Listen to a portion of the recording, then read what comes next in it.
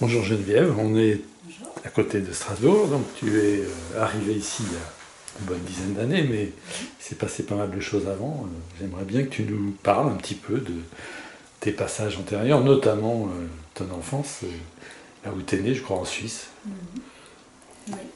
Oui, donc je suis née en Suisse. J'ai vécu jusqu'à à peu près vers mes 30 ans, je crois. Et pour différentes raisons, notamment des difficultés dans ma famille, je suis partie vivre en Espagne. Je voulais vivre en Espagne. Voilà, donc j'ai tout lâché pour vivre en Espagne. Et là-bas, ça se passait très bien, sauf au niveau professionnel. Et voilà. Et un jour, j'ai eu la possibilité de venir en France. J'ai fait un concours professionnel pour venir en France et ça a marché. Et j'ai atterri à Strasbourg. Tu nous as parlé de quelques difficultés avec ta famille, est-ce que Oui. tu peux en dire un petit peu plus? Oui. Je suis arrivée dans une famille, on va dire, en très simple, où les parents n'ont pas été présents pour différentes raisons, maladies, autres intérêts. Et je me suis retrouvée un peu voilà, à me sentir sans parents en fait. Et d'ailleurs, j'ai un petit frère et j'ai un peu pris le rôle de maman que mon petit frère parce que voilà, je voyais que les parents n'étaient pas présents. Et c'est aussi pour ça, enfin il y a eu beaucoup de souffrance autour de ça. Et c'est aussi entre autres pour ça que j'ai quitté la Suisse à un moment donné. Parce que à ce moment-là, c'était dur à porter. C'était une façon de prendre un peu de distance, quoi. Même de fuir, je crois. De À fuir l'époque, carrément. c'était une fuite à l'époque. Et alors donc tu as fui vers Madrid. Voilà, j'ai fui vers Madrid. Voilà. Qu'est-ce qui t'a amené là-bas Alors je suis moitié espagnole aussi. Et c'est un pays qui me fait vibrer. Donc j'avais envie de tout recommencer à zéro et de vivre là-bas. Mais en fait, professionnellement, ça se passait très mal là-bas.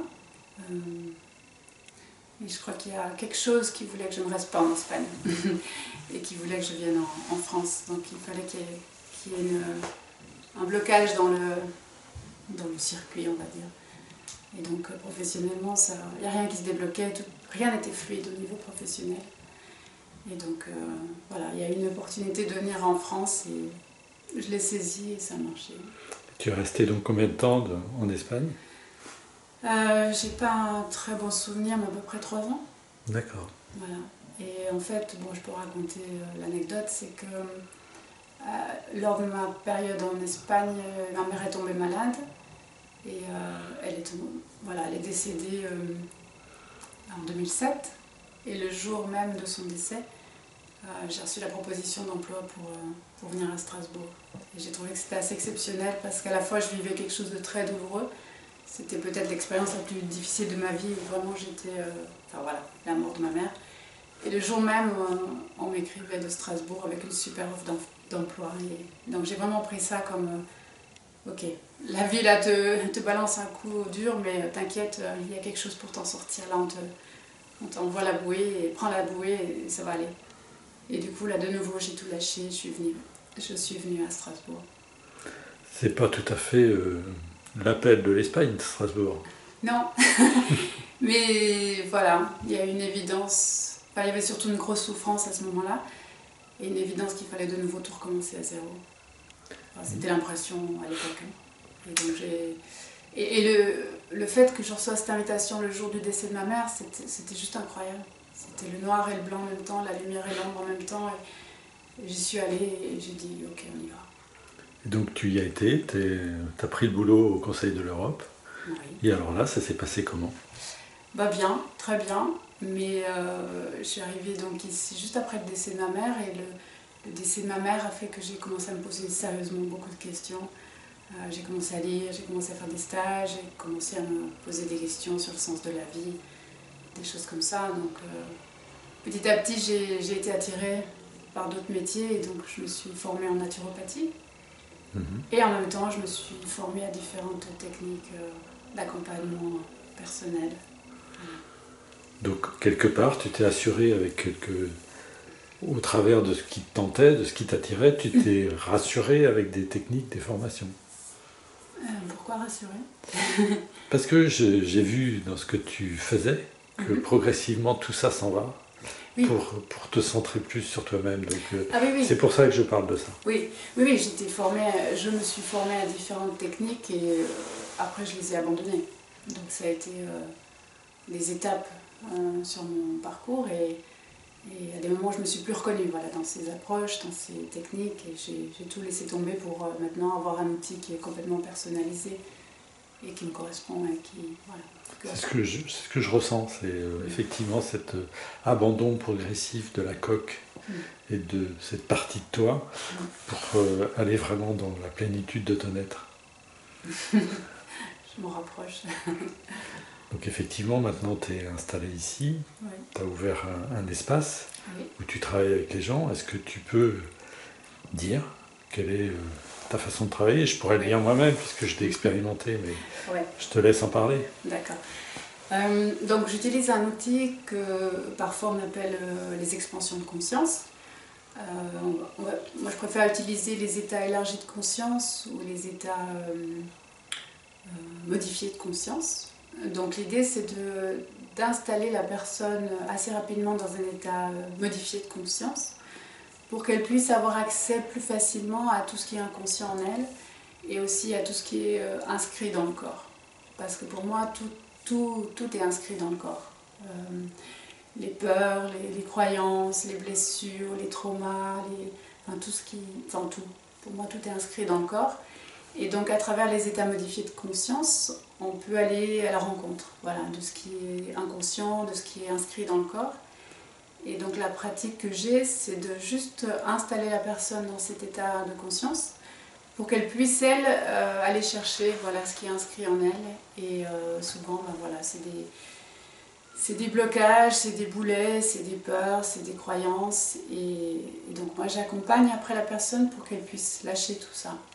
Et le but, c'est d'aller après, de permettre à la personne d'aller rencontrer ce qu'elle est vraiment, qu'elle puisse aller contacter en elle la source de paix, la source de joie, la source d'amour. Et donc en laissant tomber ces fardeaux qui forment la carapace de la personne, assez rapidement, elle va contacter son être véritable, sa nature profonde.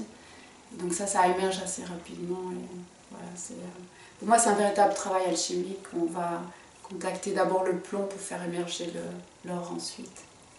C'est un peu ce que j'ai senti dans l'expérience que j'ai vécue. C'est effectivement une transformation de points qui apparaissent dans le corps, dans une sorte d'alchimie, dans un voyage intérieur important. Mais j'ai senti aussi une particularité dans ta pratique, c'est-à-dire que c'est vraiment Geneviève qui travaille et avec quelque chose qui lui est particulier. Est-ce que tu sens ça? Est-ce que tu peux l'exprimer? Est-ce que tu peux nous en dire un petit peu plus? Je pense qu'au début j'avais une technique. Petit à petit, je me laisse vraiment inspirer par ce qui surgit sur le moment. Et je sais que dans ces moments-là, il y a vraiment une grande ouverture du cœur et je suis vraiment, j'ai envie de dire, en amour avec la personne qui est là et je l'accompagne vraiment pour qu'elle aille chercher au plus profond d'elle-même, ce qui est douloureux, ce qui est son... Moi j'aime bien aller explorer l'ombre, explorer tout ce qui est profond dans la personne et on va le chercher ensemble et on va le révéler ensemble et jusqu'à ce qu'il y ait la lumière qui apparaisse et que l'ombre se transforme. Et c'est quelque chose que j'aime profondément faire et peut-être c'est ça qui se sent. C'est ça qui se sent, oui. Ce qui se sent, c'est que tu ne programmes rien à l'avance, y compris dans le temps, et que ce voyage, il prendra le temps que on ne sait pas qui, on ne sait pas où a décidé, mais en tout cas qu'il n'y a rien de définissable au départ. Et c'est ce que j'ai ressenti. Oui, il n'y a pas de cadre. Il n'y a pas de cadre. Et c'est ça qui est intéressant parce qu'on peut... Le champ d'exploration, je pense qu'il est infini. Et c'est vrai que quand on commence ce voyage intérieur, on sait quand on commence, on ne sait pas forcément quand on le finit. Et comme je te le disais, je ne lâche pas la personne tant qu'on n'a pas bouclé. Et donc si ça prend un peu de temps, ça prend un peu de temps. Je témoigne que moi j'ai fait un voyage de près de 4 heures, donc... C'était un peu long, mais...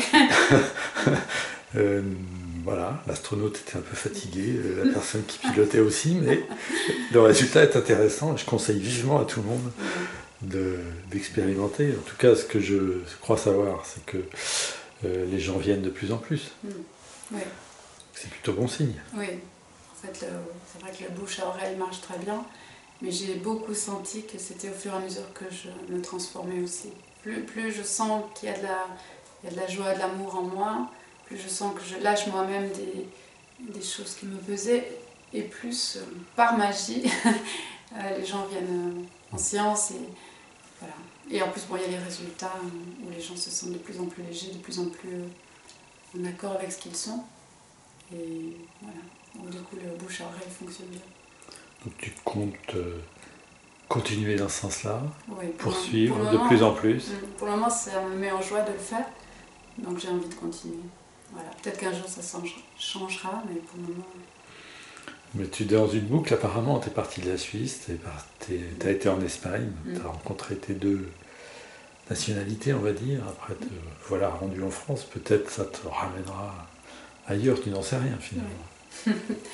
Moi je me laisse inspirer, et voilà, j'ai l'impression que ma vie ne va pas continuer toujours à Strasbourg, qu'il y aura un appel vers un ailleurs, mais voilà, donc je me laisse...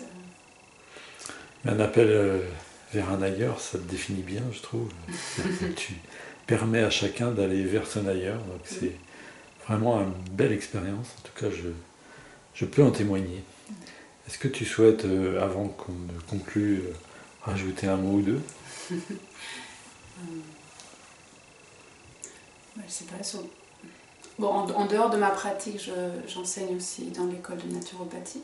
Donc j'ai gardé un petit pied quand même dans la naturopathie, et donc j'enseigne à l'école de Metz. Voilà, j'enseigne surtout les 2e, 3e et 4e années. Et ça aussi c'est intéressant pour moi, c'est une nouvelle étape, parce que là je suis passée au collectif aussi. Parce que en thérapie on est un peu seul avec l'autre personne, et il y a un très beau travail d'accompagnement qui se fait. Mais le collectif, j'ai découvert que ça me plaît beaucoup et ça me nourrit aussi. Et quand je me retrouve voilà, face à 10-20 personnes et que je transmets aussi ce que je suis, ce que je connais, ça m'apporte aussi beaucoup de joie. Voilà, et je garde un petit pied dans la naturopathie, qui est quelque chose d'important dans ma vie quand même, aussi. Effectivement, le collectif c'est encore autre chose. Oui. Et c'est vrai que tu as bien fait de rajouter ça, parce que ça me rappelle aussi le collectif qu'on a constitué autour de Grégory. Peut-être tu peux nous dire si ça a été déclencheur de quelque chose chez toi. Alors dans ma vie, j'ai rencontré plusieurs personnes qui ont été importantes. Grégory fait partie des personnes qui sont importantes dans ma vie. Ce qu'il m'a apporté, que d'autres m'ont peut-être pas ou peu apporté, c'est vraiment l'écoute de l'ego, la rencontre de l'ego, la rencontre du mental. Avant Grégory, je n'osais pas trop aller rencontrer mon ego. Je faisais un peu comme s'il n'existait pas et je le mettais un peu de côté. Et dans son enseignement, c'est aller rencontrer l'ego et oser faire face à son ego et voir l'importance qu'il a dans notre vie. Grâce à lui, je me suis confrontée beaucoup plus à ça. Et c'est vrai que la plupart du temps, l'ego nous tient par le bout du nez. Et avec Grégory, j'ai vraiment décidé d'aller voir à quoi ressemblait mon ego, de voir quelle place je lui donnais jusqu'à maintenant. Et maintenant, j'ai décidé de lui donner le siège passager et non plus le siège principal. Donc il est avec moi, mais il est à côté de moi et je peux l'observer souvent avec beaucoup d'humour, parce que c'est un petit farceur. Voilà, donc en fait, avec Grégory, j'ai pris le temps d'essayer de comprendre ce qu'était l'ego, la place qu'il jouait dans ma vie, dans celle des autres, et et aussi le mental, comment il fonctionne, comment lui aussi il nous guide, il prend beaucoup de place dans notre vie. Donc voilà, ça a été important, c'était une étape importante pour moi. Oui, je sens que dans le partage qu'on a pu avoir, que cette place que tu as donnée à l'ego sur le siège d'à côté te remplit de joie aussi. Enfin, on vibre bien, on sent cette joie chez toi. Oui. En tout cas, merci de ton accueil, merci de ce moment Merci. ensemble. Et si tu en es d'accord, je mettrai sous cette vidéo tes coordonnées pour qu'on puisse te contacter. Super. Merci.